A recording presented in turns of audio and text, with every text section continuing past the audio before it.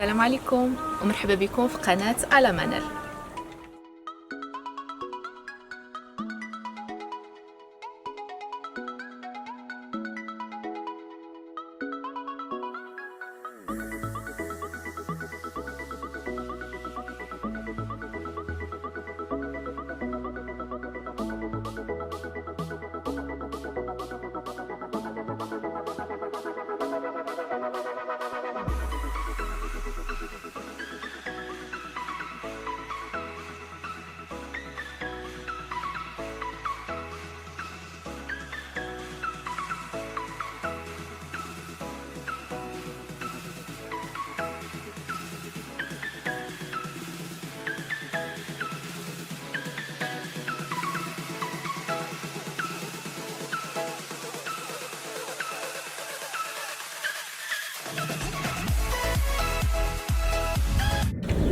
رجعت اليوتيوب من بعد غيبه طويله وقررت ان شاء الله انني غادي نرجع نبقى نسجل معكم فيديوهات جداد.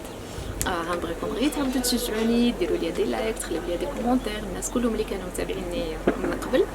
واليوم غادي نسجل معكم واحد الفيديو من لا ريجيون ديالي في المغرب، لا ريجيون ديال خنيفره. خرجنا شويه لهنا للطبيعه، المناظر الرائعه. غادي نصور لكم واحد شويه المنطقه كيف دايره، وغادي نصور لكم ايضا شويه ديال الجديد ديال شوميزيل.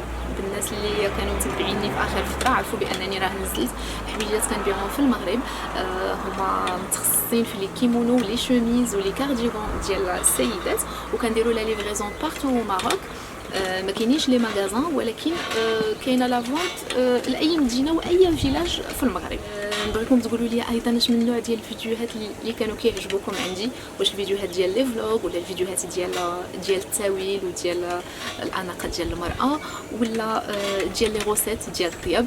المهم قولوا لي شنو اللي كيعجبكم باش تعطيوني افكار الفيديوهات الجايه اللي نصور معكم. غادي نبدا معكم لو فلوغ لواحد الخرجه الطبيعه اللي درنا، خلينا فيها الوليدات لانه ماشي دائما كنخرج معايا الوليدات، كاينه الخرجات ديالهم بوحدهم والخرجات اللي كنبغيهم يكونوا شويه ترانكيل. راه الوليدات ما كيصلحش انك تاخديهم معاك لاي بلاصه. المهم هنا غادي نمشيو لواحد لوبرج اللي كاين حدا المدينه ديالنا، حدا مدينه خنيفره. جاته هو في واحد البلاصه عاليه شويه، كيكون فيها الجو فريمون نقي وكيكون هادئ بزاف.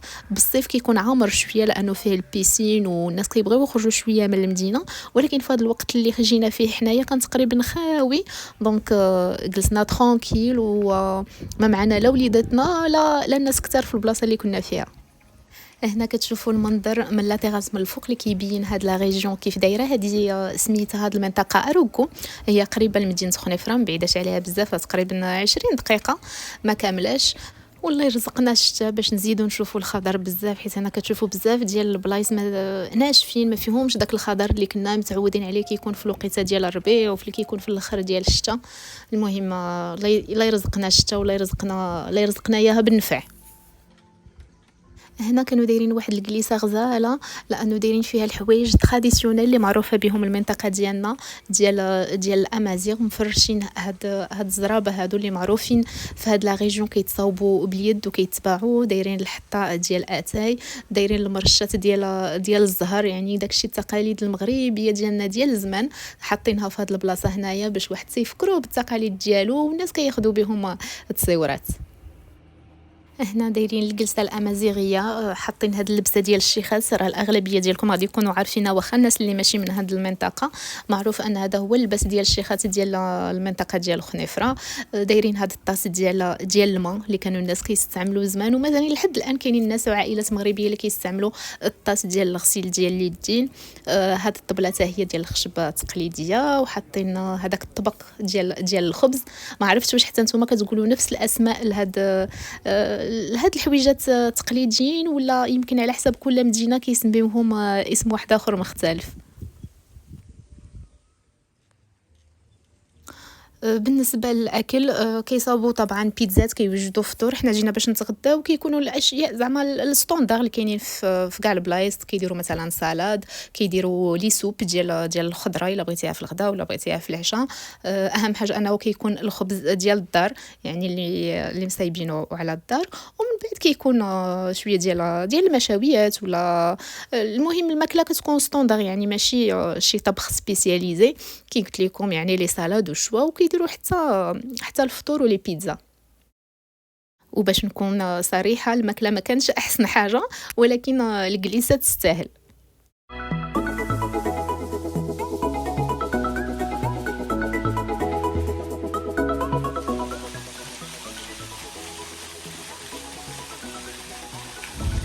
ودابا غادي نشارك معكم جديد شوميزيل، لا مارك اللي درت في المغرب ديال لي كيمونو لي فيست ولي شوميز. هاد لو موديل هما الاخرين اللي يلاه نزلوا دابا، فيهم 3 ديال اللوينات، هاد البلو سيال، الكحل والبيج اللي شفتو في الاول. كنحط لكم في التصويره ديال المانكا في الجنب. كاينين ديسپونيبل دابا للطلب، فيهم لي تاي اس ام ال اكس ال وحتى دو اكس ال، يعني كلشي يلبس، الضعافات الغلاظات كلشي يلقى الطلب ديالو عندنا. وطبعا ماشي غير هاد الموديلات اللي كاينين، راه كاينين بزاف ديال لي ستيل ديال الجينز لي شوميز. الاغلبيه ديال لي شوميز عندنا كيكونوا طوال وكيكونوا كاش فيس، لانه هذا اكثر سؤال كيسولوني عليه السيدات، لانه الاغلبيه كيكونوا محتاجبات وكيبغيو لي شوميز يكونوا طوال. دونك هذا الطلب راه عندنا، راه ممكن تلقاو لي شوميز اللي يكونوا طوال بكثره، يعني فيهم موديلات بزاف، فيهم الوان بزاف. كيكفي فقط انكم تدخلوا الصفحه ديالنا الانستغرام وغادي تلقاو جميع لي موديل اللي كاينين ديسپونيبل. بالنسبه للطرز شوفوا كي كتكون الخدمه ميته، وحتى لي سوكا كيكونوا ها نتوما شفتوا لاصقين مزيان على الثوب. الاغلبيه ديال لي شوميز كيكونوا فيهم الطرز، وكيكونوا هاد الموزون لي سوكا، وكيكون عاوتاني لي ستراس. وممكن حتى تحددوها غير في الدار، تصلحوها غير في الدار بلا ما تديوها للمصبانه، تغسلوها بيديكم، من بعد دوزوا عليها هكذا المصلوح من فوق الخياطه وفوق الطرز من فوق لي سوكا، ما كيوقع لهم حتى شي حاجه، غير ما تكونش طبيعه الحال الحديده سخونه بزاف. بالنسبه لي ستراس اللي قلت لكم راه دو تري بون كاليتي. شوفوا بعدا الثوب كي داير، شفتوا شحال رهيف، ثوب غزال، من بعد كيكون منبت بالحجر، حجر دو تري بون كاليتي، وكتر من هكذا كيكون منبت بليد. هانتوما شوفوا تنبت بليد باش فعلا كتلصق مزيان الحجيرات. تنحل الصداف هانتوما كلشي منبت بليد. ديما فاش كيكونوا لي ستراس كينبتوهم بليد باش كتبقى كتجي الخياطه مجموعه مزيان. هادو كلهم لي موديل ديال لي ستراس، شوفوا على كميمات شحال كيجيو شيك وكلاس. هادشي كلشي مخيط بليد. وهنا حتى في الكول، هنا في الكول فين غتبان مزيان الخياطه ديال اليد، شفتوا الكول حتى هو كيجيو فيه هكذا لي ستراس.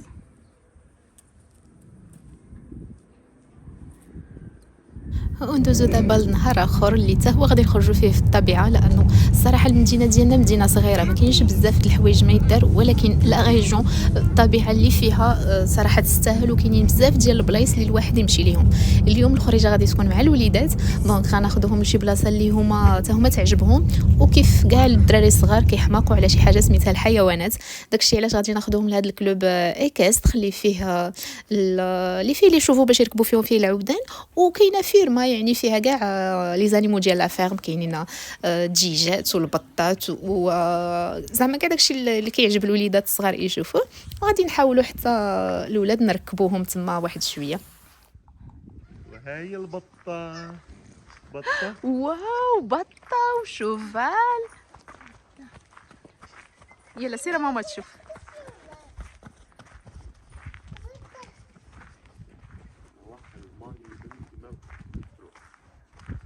بعد عن الواحد اياد شنو هذاك ماما؟ المهم هنا دايرين بزاف ديال لي زاكتيفيتي، اهم حاجه هما العودان. الناس اللي كيبغيو يركبوا هكذا فوق العود يتصوروا ولا يتمشاو به واحد شويه. كاين الكواد كيف ما شفتوا. الماكله كتكون على حساب الا بغيتي تطلبيها من قبل باش يوجدوا لك شي حاجه تقليديه، غالبا كيكونوا الطواجن. احنا ما كليناش لانه قلت لكم حنا ملي كنكونوا خارجين مع الوليدات الصغار عارفين ان غنديروا غير داكشي اللي كيبغيو الوليدات الصغار، ما كيخليوك لا تجلسي لا تشربي قهوه لا تغداي لا تعشري. المهم راه كاع اللي عنده الدراري الصغار عارف.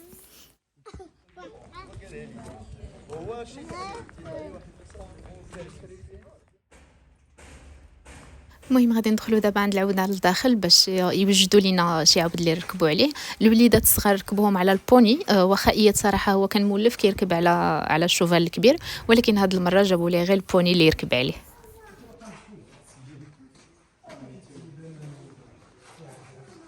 يلا قيسيها ماما قيسي. جونتي ما تخيف ما تخافيش. قيسيه في لو بلون. بس قيسيه في لو ني ديالو.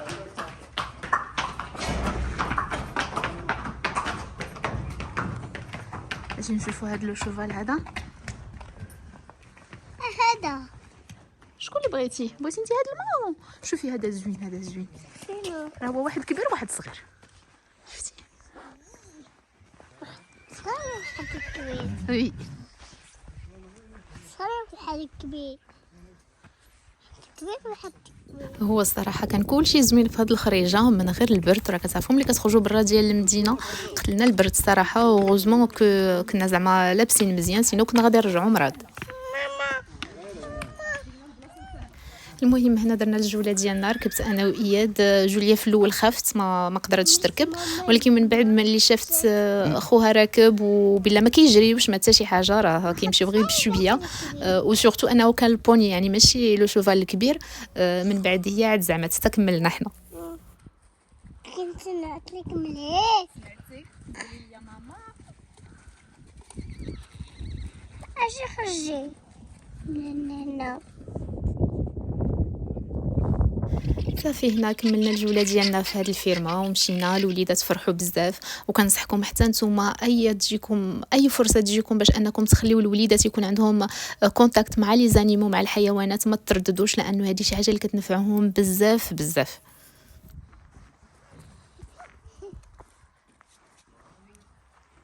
اخر حاجه اللي كانت زوينه في لوغوتور ديالنا ملي كنا راجعين انه خرجوا عندنا القروده. معروف بزاف انه في الجهه ديال خنيفره ديال ازرو كيكونوا القروده كيخرجوا بزاف، يعني حتى كيقربوا حتى للطريق. للاسف لانه كاين البرد في ساعه كانوا كيهربوا. ما عرفتش هنا واش كيبانوا لكم ولا لا، يعني كنا غير كنقربوا لهم وكيمشيو، ولكن في الصيف راه كينزلوا فعلا كيجلسوا حدا الناس، خصوصا الناس ملي كيجيبوا لهم الماكله كيجيبوا لهم بحال هذا كاوكاو والبنان، كينزلوا فعلا حتى لعندهم باش كياكلوا. دونك هنا الوليدات بعدا راه شافوهم بقاو كيقولوا سانج. المهم نشطوا. دونك حتى هي شي حاجه اللي كانت تري سبيسيال في هذه الخريجه. وبما انكم متعودين عليا نشارك معكم الوصفات، غادي نشارك معكم دابا واحد الوصفه سهله وسريعه ديال الرز اللي كنقدموه على شكل مقبلات، بحال مثلا ملي كيكون عندنا الشوا ولا كنديروا قطيبات ولا الكفته، ولا مهم ملي كنبغيو نديروا الرز في طبق جانبي نحطوه يا اما في طبيصلات صغار يا اما في طبسيل كبير كطبق جانبي. غادي نستعمل الرز بسمتي، هو اللي كنستعمل دائما في الوصفات اللي بحال هادو. الطريقه ديال السلق ديالو راه شاركتها معكم شحال من مره، سهله. المهم كنحط شويه ديال الزبده وشويه ديال الزيت، كنحط معاهم المقدار ديال الرز اللي بغيت نستعمل. هنا غادي نستعمل كاس كبير ديال الرز لانه بغيت ندير غير كميه صغيره. كنحركهم مع الملحه، وكنزيد شي حاجه في المنكهات. هنا غندير غير عود ديال القرفه، لانه الوصفه اللي بغيت ندير ما بغيتش الرز يكون فيها منكه بزاف. هذيك الخلطه الاخرى اللي غادي نوجد هي اللي غندير فيها المنسمات اكثر. من بعد ما كنحرك الرز مزيان مع الزبده ومع الزيت، كنزيد عليه الدوبل ديال المقدار ديال الماء. الا درنا يعني كاس كبير ديال البسمتي غادي نديروا معاه 2 كيسان ديال الماء كبار. اما بالنسبه للمنكهات اللي غادي نستعمل في هذه الخلطه، غادي ناخذ شويه ديال عود ديال القرفه وشويه نجمه اليانسون. الا ما عندكمش العود ديال القرفه ممكن ديروا غير القرفه بودره. عندي هنا اللوز مسلوق اللي هرمشته غير واحد شويه، خليته صاين ولكن ماشي الحبه كامله، وخليت واحد شويه ديال اللوز قليته، هذا فقط للتزيين. خديت ليمونه كلها اللي حكيتها باش نستعمل القشره ديالها كامله، والنص ديال الليمونه عصرته اللي غادي نستعمل من بعد العصير ديالو. عندي هنا شويه ديال الزبيب اللي حتى هو مرطب، معلقه ديال العسل، عصير ديال نص ليمونه، ممكن تبدلوه بما زهر ولكن انا كنفضل العصير ديال الليمون بما انه استعملنا القشره ديال الليمون، فخليونا في النكهات ديال الليمون، وشويه ديال الزعفران شعره الى عندكم في الماء. غادي ناخذ بصيله صغيره بيضه نقطعها مكعبات على هذا الشكل، غنزيد عليها شويه ديال المليحه ونشحرهم في الزيت. غادي نزيد عليها من بعد المكونات ديالنا اللي هما القشره ديال الليمون، اللوز مسلوق والزبيب والمنكهات اللي هما القرفه ونجمه اليانسون، وتكون النار مهيله مزيان. نحركوهم ونخليو النكهات يشربوا من بعضياتهم.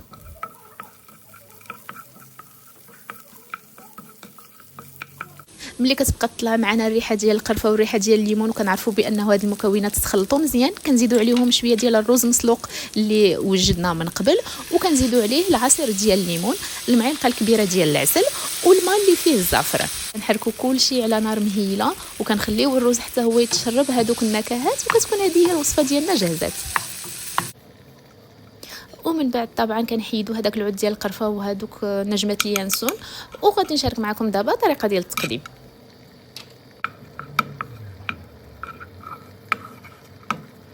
الطريقه ديال التقديم طبعا كتبقى اختياريه، ولكن انا هذه هي اهم مرحله عندي في الاكل، لانه كنبغي يكون الشكل ديالو كيشهي ويفتح الشهيه للناس اللي غادي ياكلوه.